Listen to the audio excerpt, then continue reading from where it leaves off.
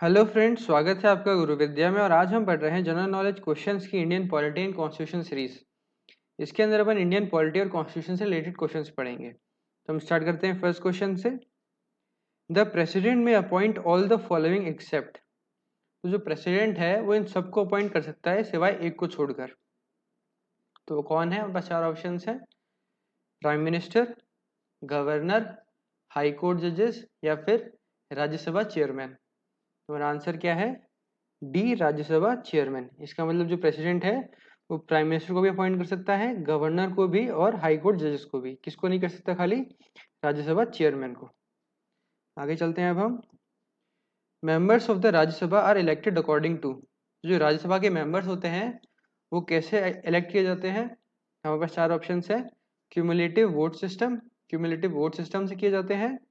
दूसरा है single non transferable vote system, कि single non transferable vote system से किए जाते हैं कि हर एक आदमी के पास एक वोट होगा जिसको वो ट्रांसफर नहीं कर सकता है।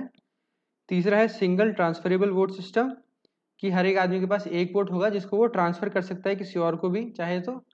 या फिर डी है नन ऑफ दी अबव, कि ऊपर में से कोई भी नहीं। हमारा आंसर क्या है? सी, सिंगल ट्रांसफरेबल वोट सिस्टम।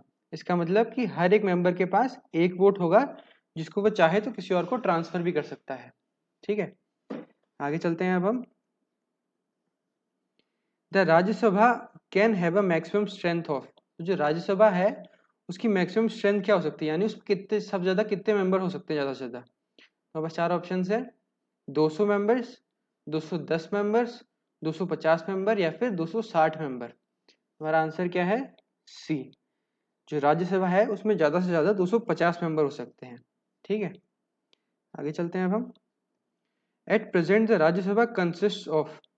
तो हाल फिलहाल में जो राज्यसभा है उसके कितने मेंबर्स हैं? तो बस चार ऑप्शन है: 250 मेंबर्स, 245 मेंबर्स, 238 मेंबर्स या फिर 240 मेंबर्स। तुम्हारा आंसर क्या है? बी, जो अभी है, अभी हाल फिलहाल में जो राज्यसभा है उसमें 245 मेंबर्स यानी 245 मेंबर्स हैं। ठीक है, आगे चलते हैं अब हम नेक्स्ट क्वेश्चन पर। Who among the following was never the Lok Sabha speaker. अभी कह रहा है कि इन चारों में से कभी भी कौन सा आदमी है जो कभी लोकसभा स्पीकर नहीं रहा। तो इन चारों में से कौन सा है जो कभी लोकसभा स्पीकर नहीं रहा है? बस चार ऑप्शन है: के वी के सुंदरम, बी है जी एस ढिल्लों, तीसरा है बलीराम भगत या फिर चौथा है हुकरंत सिंह। हमारा आंसर क्या है? ए, के वी के सुंदरम। जो के वी के सुंदरम है वो कभी भी लोकसभा स्पीकर नहीं रहा है। ठीक है, बाकी जी एस ढिल्लों हुआ, बलीराम भगत हुआ और हुकराम सिंह, ये तीनों के तीनों लोकसभा स्पीकर रह चुके हैं। ठीक है, आगे चलते हैं अब हम। Who according to the Anti-Defection Act is the final authority to decide whether a member of Lok Sabha has incurred disqualification due to defection? तो जो एंटी डिफेक्शन एक्ट है उसके बिना पर जो फाइनल डिसीजन है कि कौन कोई मेंबर है जो लोकसभा का वो डिफेक्शन के कारण डिस्क्वालीफाई हो गया है, यानी कि डिफेक्शन के कारण उसको हटा दिया जाना चाहिए। डिफेक्शन का मतलब क्या हुआ कि उसने है ना इंडिया को छोड़ के किसी और को ज्वाइन कर लिया है। ठीक है, डिफेक्ट कर दिया है। तो डिफेक्शन के कारण अगर किसी मेंबर के लोकसभा को हटाते हैं तो ये फाइनल अथॉरिटी किसके पास है कि कौन हटा सकता है ऐसे डिफेक्शन के कारण? तो बस चार ऑप्शन है: ए स्पीकर हटा सकता है, बी प्रेसिडेंट हटा सकता है, सी इलेक्शन कमीशन हटा सकता है या फिर डी हाई कोर्ट हटा सकता है। हमारा आंसर क्या है? A speaker.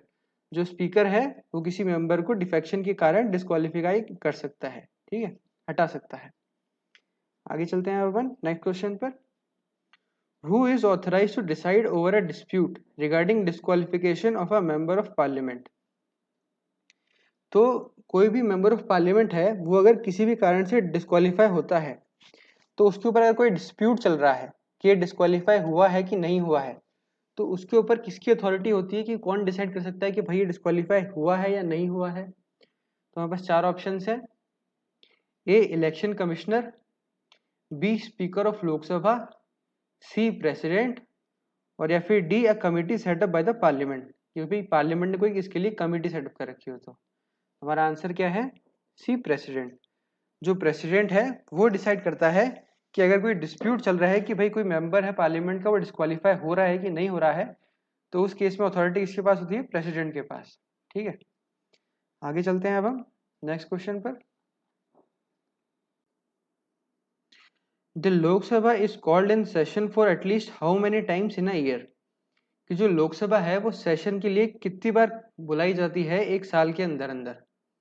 मतलब लोकसभा कितनी बार होती है एक साल में? तो हमारे पास चार ऑप्शन है। ए ट्वाइस यानी 2 बार, बी वंस यानी 1 बार होती है एक साल में, सी थ्राइस यानी कि 3 बार होती है एक साल में, या फिर डी 4 टाइम्स कि एक साल में 4 बार होती है। हमारा आंसर क्या है? सी थ्राइस, कि एक साल में 3 बार होती है लोकसभा की meeting.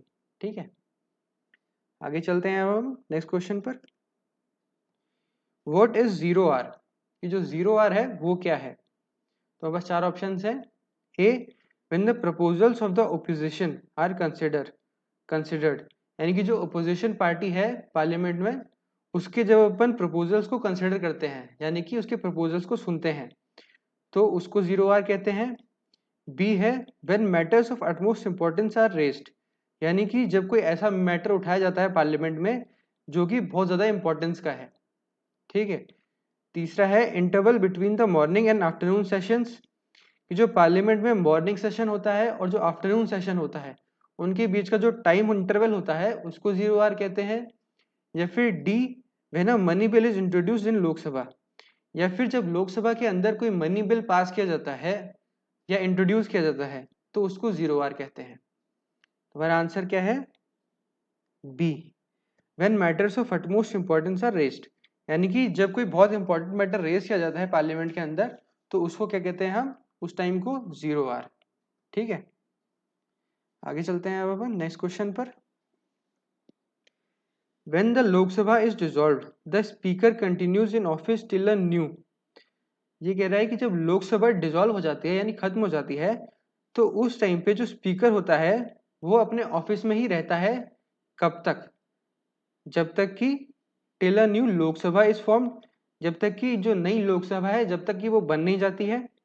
B speaker is appointed by the president, जब तक कि जो नया स्पीकर है वो अपॉइंट नहीं किया जा सकता है प्रेसिडेंट के बाद, मतलब कि जो प्रेसिडेंट है जब तक कि वो नया स्पीकर अपॉइंट नहीं कर देता है।